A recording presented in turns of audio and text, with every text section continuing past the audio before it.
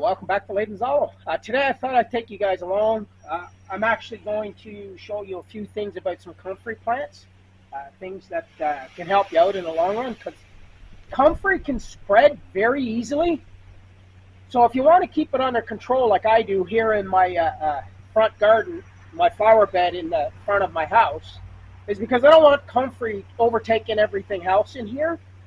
So what I usually do with comfrey is after it's flowered and the flowers go away, I go along and I cut.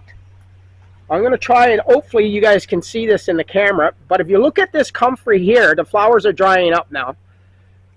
You see these little white things sticking out of the comfrey where the flowers were? That's the seedlings. That's seeds. That's how comfrey spreads really fast. Is that it'll dry out later in the fall and those seeds will fall to the ground, or the wind can blow them and you'll get more comfrey growing. Comfrey is a very hardy plant.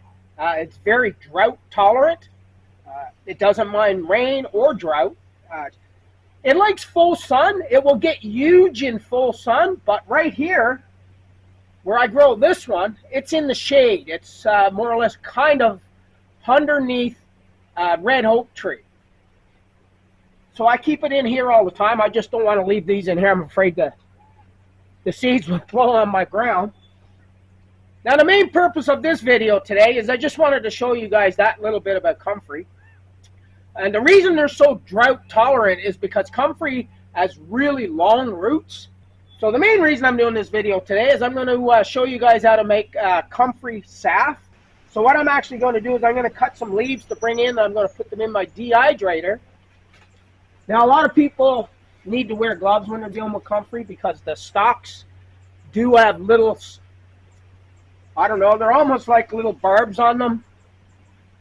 So they can actually irritate a lot of people's skin, but they don't really bother me. I've been working with my hands all my life, so they're pretty tough. Now, the only reason I'm cutting it is because the leaves are so big, they take up too much space, and you can't get many on the racks. So I'm just going to kind of pile them up on here like this. I'll put this one in here first. Yeah, so like I said though, this one I'm turning my dehydrator down pretty much on the lowest setting that it has. And that's why it's probably going to take 2 or 3 days. Okay, so I'm just going to continue on with that, and once it's dry, I'll be back to finish the video. So it's taken 48 hours for the comfrey to dry, dehydrator. So now what I need is 2 cups of dried comfrey. Now I use the stems and all from the leaves, so that's pretty much 2 cups. A little bit less or a little bit more is... So now, you can use olive oil or any oil of your choice. I would never use vegetable oil for anything. That stuff's too toxic. I need about 1 cup of this to really saturate this. So what I'm actually going to do is, because I don't have, I'm going to use a strainer. I'm going to put this in the strainer. Now the water is right up to the top of the comfrey. So what I'm actually going to do is I'm going to put this on the stove on a really low heat. You do not want it to boil for about 2.5 hours.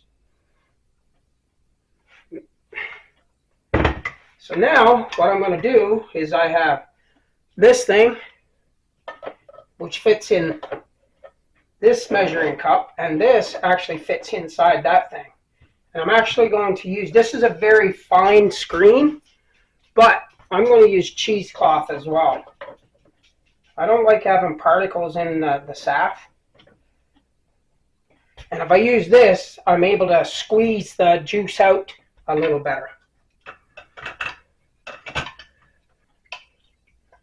Because the most important part is to make sure you squeeze out all the oils out of all of the comfrey.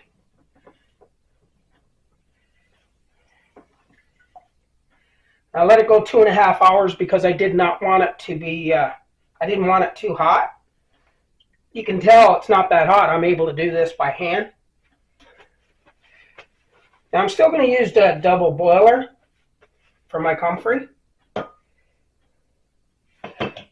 Now let's see what we got out of this. A little over a cup of oil. So what I'm going to do, I think every cup I need a quarter cup of beeswax.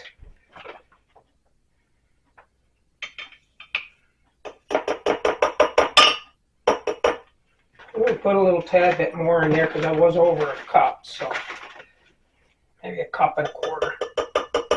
So now the double boiler's got to go back on the stove.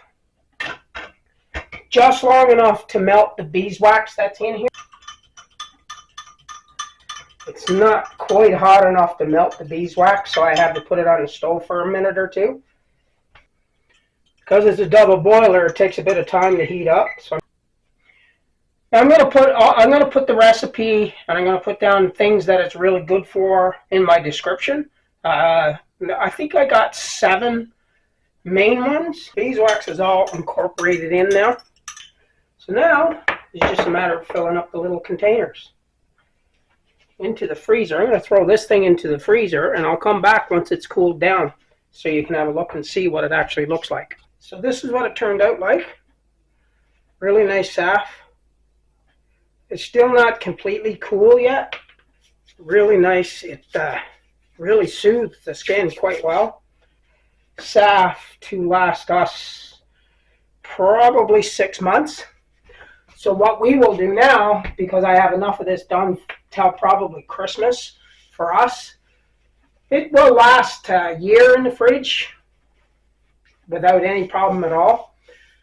So what I will do is I will just dry my Comfrey and put it in bottles and vacuum seal it until I'm ready to mix more up. So yeah, I hope you enjoyed the video.